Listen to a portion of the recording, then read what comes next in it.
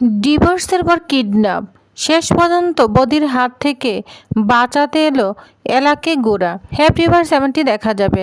সম্পূর্ণ জানতে হলে ভিডিওতে একটি লাইক দিয়ে চ্যানেলটি সাবস্ক্রাইব করে পুরো ভিডিওটি দেখতে থাকুন।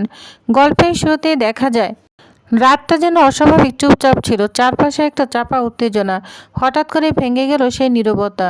বৌদিকে তো ইচ্ছা মতো মারছে গোরা। গোরা বলছে, তোর কিভাবে শ্বাস হলো ওকে কিডন্যাপ করে নিয়ে আসা? কিভাবে শ্বাস হলো?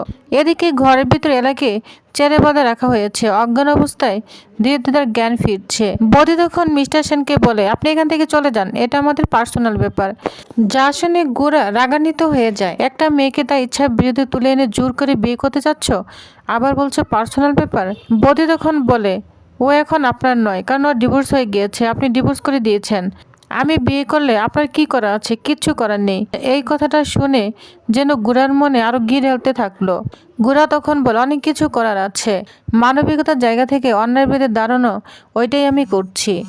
এদিকে এলা ধীরে ধীরে জ্ঞান ফিরে বলতে থাকে, প্লিজ বদিদা, আমাকে ছেড়ে দাও। পরিস্থিতি হঠাৎই ভয়ঙ্কর হয়ে ওঠে।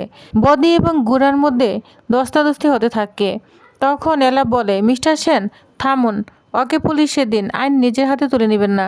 এদিকে পুরোহিত মশাই বলতে থাকে, হ্যাঁ বাবা, ওকে না পুলিশের হাতে দিয়ে দাও।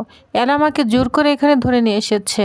তখন গোরা বলতে থাকে, দাঁড়াও, একটা মেয়েকে অসম্মান করা কত অন্যায়, আজ তোমাকে বোঝাবো। এই বলে গোরা ইচ্ছামতো মারতে থাকে বদিকে। তখন এলা গোরাকে বলে, দাঁড়ান মিস্টার সেন, আপনি ওকে কেন মারছেন? আপনি আমার জন্য এত কিছু কেন করছেন? আমাদের তো ডিভোর্স হয়ে গিয়েছে। যা শুনে গোরা চুপ হয়ে যায়। এলা আবার বলতে থাকে, আজ আমি এই অবস্থায় কেন জানেন? আপনার জন্য। কারণ আপনি আমাকে ছেড়ে দিয়েছেন, আপনি না থাকলে কেউ শ্বাস পেত না। এই কথাগুলো শুনে গোরার মনটা ভেঙে যায়। গোরা তখন এলাকে বলে, আমি যদি নাচতাম তাহলে কি হতো আপনি বুঝতে পারছেন? এলা তখন বলে, হ্যাঁ আপনি কে? আপনি তো আমাকে চান না, ভালোবাসেন না, তাহলে এত চিন্তা কেন? যা শুনে গোরার চোখে জল ছলছল করতে থাকে। এদিকে বৌদি যখন পালাতে যাবে তখনই এন্ট্রি নেয় বিক্রম। বিক্রমও বৌদিকে মারতে থাকে, আর তখন তার কাছ থেকে একটা টাকার বান্ডিল পড়ে যায়, যা দেখে সবাই অবাক হয়ে যায়। তখন বিক্রম বুঝতে পারে ওর উপরে হাত আছে।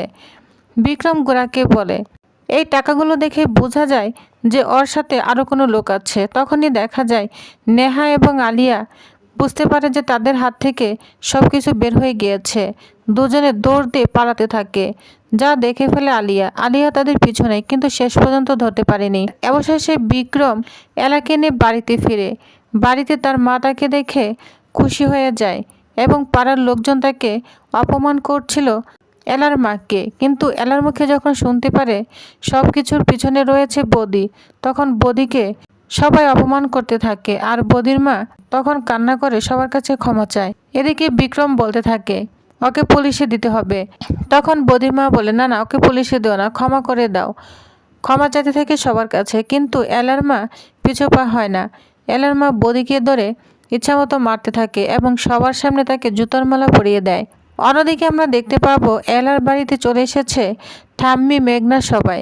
দাদু, গোরার বাবা সবাই মিলে সিদ্ধান্ত নিয়েছে এলার আবার বিয়ে দেবে। কিন্তু এলা নারাজ, এলা কখনোই বিয়ে করবে না। কিন্তু তাদের সবার যে একটা প্ল্যান, গোরা এবং এলাকে এক করতে গেলে এলার বিয়ে দিতে হবে।